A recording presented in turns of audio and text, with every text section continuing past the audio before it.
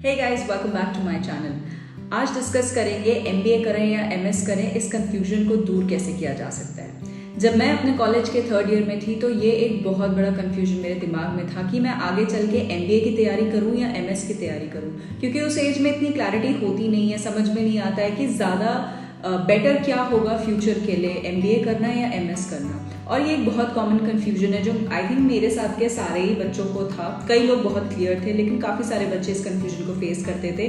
और ये same question मुझसे मेरे काफ़ी सारे जूनियर्स ने भी पूछ रखा है।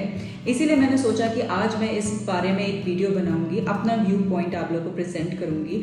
और एमबीए करें या एमएस करें, उसको डिसाइड करने से पहले ये समझना बहुत ज़रूरी है कि ये दोनों डिग्रीज का इंडिविजुअली मतलब क्या है, और आप उन दो डिग्रीज को अगर चूज़ करते हैं तो आप उसमें क्या एक्सपेक्ट कर सकते हैं अपने कोर्स वर्क में और आगे अपने करियर में। सबसे पहले बात करते हैं एमबीए की। एमबीए का फुल फॉर्म होता है मास्टर्स ऑफ बिजनेस एडमिनिस्ट्रेशन, और ये एक graduate level business leadership and managerial skill development program है। डिपेंडिंग अपॉन कि आप किस यूनिवर्सिटी में अप्लाई करते हैं या सिलेक्ट होते हैं, आपके पास ऑप्शंस होंगे कुछ कोर्स सब्जेक्ट सेलेक्ट करने के और कुछ इलेक्टिव सेलेक्ट करने के। एमबीए के कोर्स सब्जेक्ट्स में जनरली आता है आपका finance, marketing, strategy, management and communication. अब डिपेंडिंग अपॉन कि किस फील्ड में आप और ज़्यादा पढ़ाई करना चाहते हैं इन डेप्थ, आप अपने इलेक्टिव्स उस हिसाब से चूज़ कर सकते हैं। मान लीजिए आप मार्केटिंग में ज़्यादा इंटरेस्टेड हैं तो आप अपना मेजर्स मार्केटिंग में कर सकते हैं और अपने इलेक्टिव्स उस हिसाब से और ज़्यादा सिलेक्ट कर सकते हैं। क्योंकि ये एक लीडरशिप प्रोग्राम है, बहुत ज़रूरी है कि आपके पास at least 2 years of work experience हो। इनफैक्ट अगर आप एमबीए यूएस या किसी वेस्टर्न यूनिवर्सिटी से करना चाहते हैं तो वहाँ का तो एलिजिबिलिटी रिक्वायरमेंट का ही पार्ट है कि the candidate should have at least 2 years of work experience.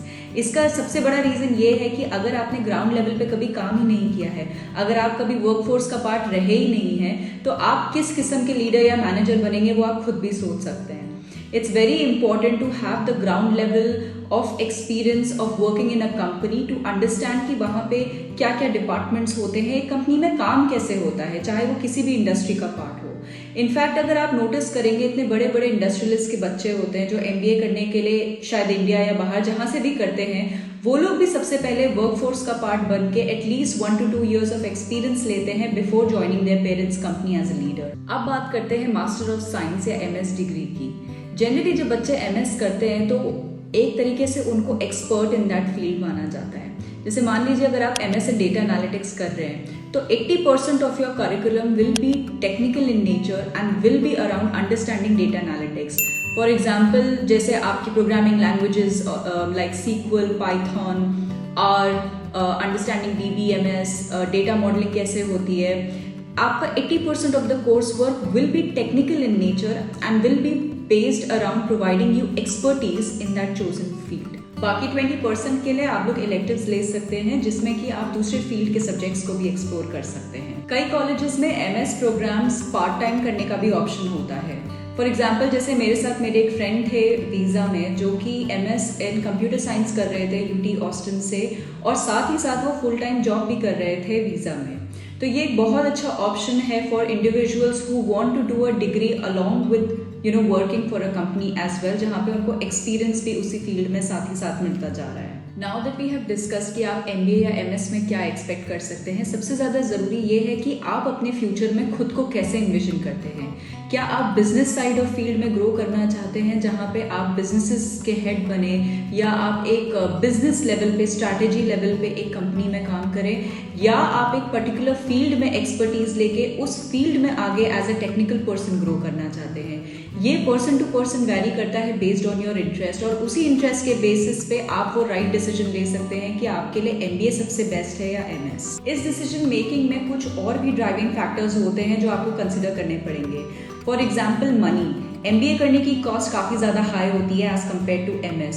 सो हो सकता है आप एमबीए करना चाहें, बट उसकी जो डबल ट्रिपल फीस होगी, हो सकता है आप उसको अफोर्ड ना कर पाए या आपको उसका लोन ना मिले। तो वो फैक्टर्स को कंसिडर करना भी बहुत ज़्यादा ज़रूरी है एमबीए वर्सेस एमएस डिसाइड करने में।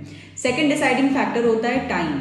जैसे एमबीए करने के लिए आपको minimum 2 years of work experience चाहिए। मान लीजिए आप एमबीए करने में इंटरेस्टेड हैं लेकिन आप डिले नहीं करना चाहते हैं अपना हायर एजुकेशन करने में, तो उसमें भी आप एमएस एज एन ऑप्शन भी देख सकते हैं, क्योंकि एमएस के लिए ऐसा कोई भी रिक्वायरमेंट नहीं होता है। बेसिकली आपके सिलेक्शन क्राइटेरिया में आपका वर्क फोर्स इतना ज़्यादा ध्यान से नहीं देखा जाता है। तो वो भी एक ड्राइविंग फैक्टर है। तीसरा ड्राइविंग फैक्टर अक्सर लोगों के दिमाग में होता है ऑफ सैलरीज, कि सबको लगता है कि एमबीए के बाद ज़्यादा हाई सैलरी की जॉब लगती है। ऐसा नहीं है। मेरे साथ के मैंने बहुत सारे बच्चे देखे थे जिन्होंने एमबीए किया था, जिन्होंने एमएस किया था, और मैं आपको अगर फैक्ट्स बताऊं तो कई सारे एमबीए के बच्चों की salaries lesser than the MS किए हुए बच्चों की भी लगी है, क्योंकि एमबीए के बहुत सारे बच्चे कंसल्टिंग में भी जाते हैं। तो डिपेंडिंग अपॉन कि आप प्रोडक्ट कंपनी ज्वाइन कर रहे हो, आप कंसल्टिंग ज्वाइन कर रहे हो, आप किस रोल में ज्वाइन कर रहे हो, आपके इंटरव्यूज कितने अच्छे गए हैं और आपकी प्रोफाइल कितनी अच्छी है, उस बेसिस पे आपका फाइनल पैकेज डिसाइड होता है। And it's not just solely based on कि वेदर आपने एमबीए किया है या एमएस किया है। तो डेफिनेटली आपको इन माइंड रखना चाहिए money factor and time factor, but salary मेरे एक्सपीरियंस से और मेरी एडवाइस यही रहेगी कि उसको आप डिसाइडिंग फैक्टर मत कंसिडर करिएगा एमबीए वर्सेस एमएस जर्नी में।